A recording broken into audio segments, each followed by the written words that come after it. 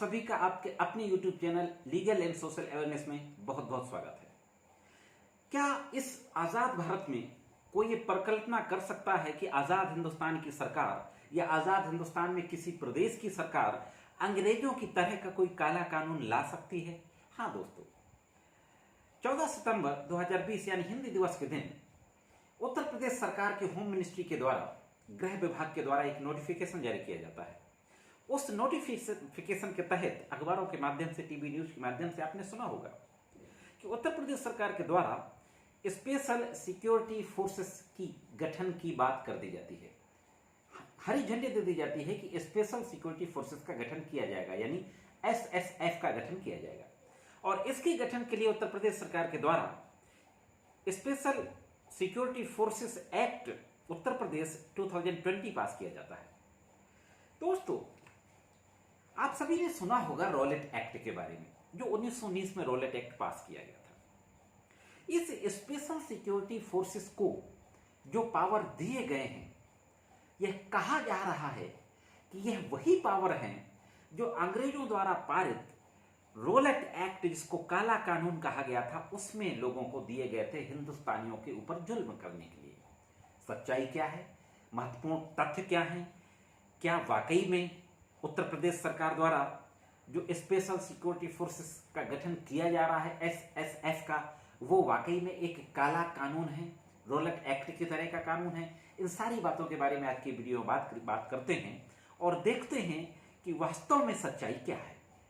SSF के बारे में बात करने से पूर्व हम थोड़ा सा रॉलेट एक्ट के बारे में नजर डाल लेते हैं।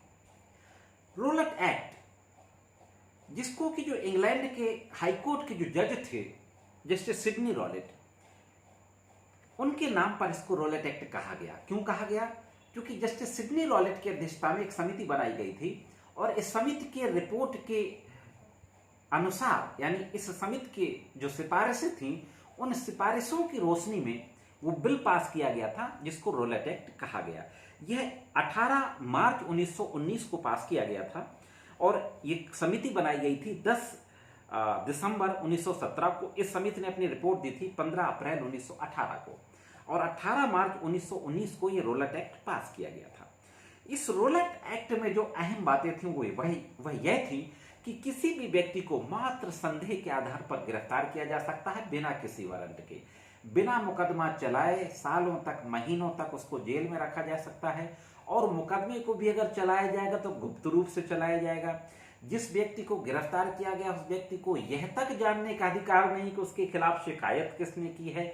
इस तरीके का ये एक कानून पास किया गया था, रॉलेट एक्ट। और उस समय कहा जा रहा था हिंदुस्तानियों के द्वारा कि यह एक काला कानून है और एक वाक्य कहा जाता था कि नो वकील, नो दलील और नो अपील। इस तरीके की बात कही गई थी। मैं आपको ब्रीफ में यह भी बताता चलूं कि इसी रॉलेट एक्ट के विरोध में हिंदुस्तान के अंदर महात्मा गांधी जी ने सत्याग्रह का आंदोलन छेड़ा था। पूरे देश के तमाम बड़े बड़े शहरों में हड़तालें हुई थीं और जब एक बड़ी हड़ताल करने महात्मा गांधी पंजाब जा रहे थे तो पंजाब प्रवेश करते समय ही 8 अप्रैल 1919 को गिरफ्तार कर लिया गया था और वापस मुंबई भेज दिया गया था। उसके ठीक दूसरे दिन एक बहुत बड़ा प्रोटेस्ट हुआ था पूरे देश में और पंजाब में हिंदू मुस्लिम दोनों लोगों ने, क्योंकि नवरात्रि का समय चल रहा था, ज्वाइंट रूप से, संयुक्त रूप से जुलूस निकाला था। तो इस एकता को देख करके अंग्रेजी सरकार डर गई थी। और दोस्तों, उसी समय वैसाखी का दिन था, 13 अप्रैल 1919 का। जरूर आपके जहन में यादें ताजा हो रही होंगी। 13 अप्रैल का नाम सुनते ही जलियांवाला बाग का जो कांड हुआ था, इस जलियांवाले बाग के दिन जो कांड था 13 अप्रैल का, लोगों ने बैसाखी मनाने के लिए जलियांवाले बाग में लोगों को इकट्ठा किया था और इस रॉलेट एक्ट के विरोध में सभा भी होनी थी।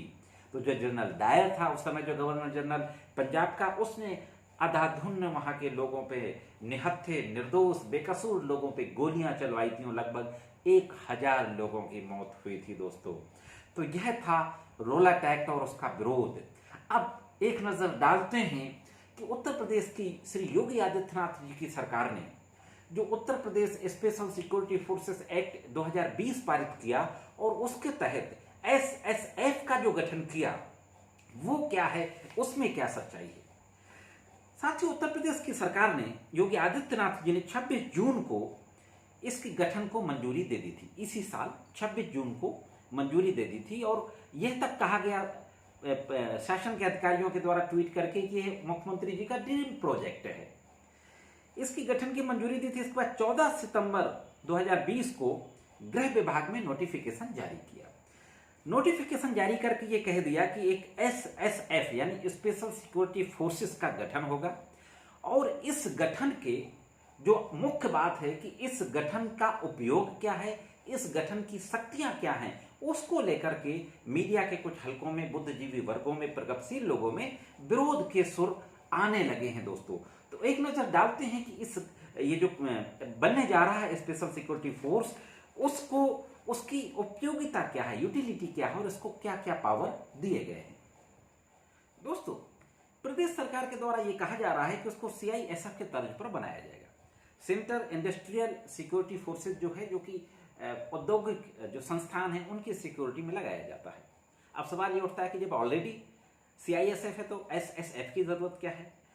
इसको ये कहा गया कि ADG स्तर का जो अधिकारी होगा वो इसका उच्च अधिकारी होगा, इसका कार्यालय लखनऊ में होगा। शुरुआत में इसमें 5 बटालियन इसकी गठन की जाएंगी, जिनमें 9,919 लोग लगभग होंगे जो जवान भर्ती किए जाएंगे। इसके बाद इसकी संख्या बढ़ाई जाएगी, लगभग 8 बटालियन तक की जाएगी। 1700 समथिंग करोड़ का इसमें खर्च आने की उम्मीद है। अब जो मुख्य बात है कि इसकी जरूरत क्या है, प्रदेश सरकार के द्वारा कहा जा रहा है कि यह कानून व्यवस्था को तो देखेंगे ही देखेंगे, साथ ही साथ जो मुख्य इमारतें हैं वो सरकारी इमारतें भी हो सकती हैं, निजी इमारतें भी हो सकती हैं। निजी इमारतों की सुरक्षा के लिए लोगों को पैसा देके, पेमेंट देके लेना होगा। तो बड़ी बड़ी सरकारी इमारतों की सुरक्षा, रेलवे स्टेशन, मेट्रो की सुरक्षा, एयरपोर्ट, मॉल, जिला की जो न्यायालय हैं, हाई कोर्ट्स हैं जो, इनकी सुरक्षा, बड़े बड़े औद्योगिक कारखाने, बैंक्स और कई फाइनेंशियल इंस्टीट्यूशंस, ऐतिहासिक और धार्मिक जो स्थान है, तीर्थ स्थल है, इन सारे स्थानों की सुरक्षा के लिए यह एक फोर्स जरूरी है, SSF। ऐसा उत्तर प्रदेश सरकार का तर्क है। अब जो विरोध है वो किस बात को लेकर के है? विरोध यह है कि इसमें जो पावर दिए गए हैं कि जो SSF स्पेशल सिक्योरिटी फोर्स के जो जवान होंगे वो बिना वारंट के किसी को भी मात्र संदेह के आधार पर गिरफ्तार कर सकते हैं, जिस तरीके से रौलट एक्ट में संदेह के आधार पर गिरफ्तार कर सकते थे। दूसरा, बिना तलाशी वारंट के किसी भी व्यक्ति की और किसी भी व्यक्ति के घर की, दुकान की, ऑफिस की तलाशी ले सकते हैं बिना सर्च वारंट के। सरकार के आदेश के बिना SSF के जवानों के द्वारा की गई किसी भी कार्यवाही को किसी न्यायालय में क्वेश्चन नहीं किया जा सकता। किसी भी कोर्ट को कॉग्निजेंस लेने का भी पावर नहीं होगा, जैसा कि रौलट एक्ट में था कि बिना मुकदमा चलाए सालों साल लोगों को अंदर रख सकते हैं। तो इसमें भी किसी को पकड़ के अंदर रख दिया जाए, कोर्ट में कुछ नहीं चलेगा जब तक कि सरकार नहीं कहेगी।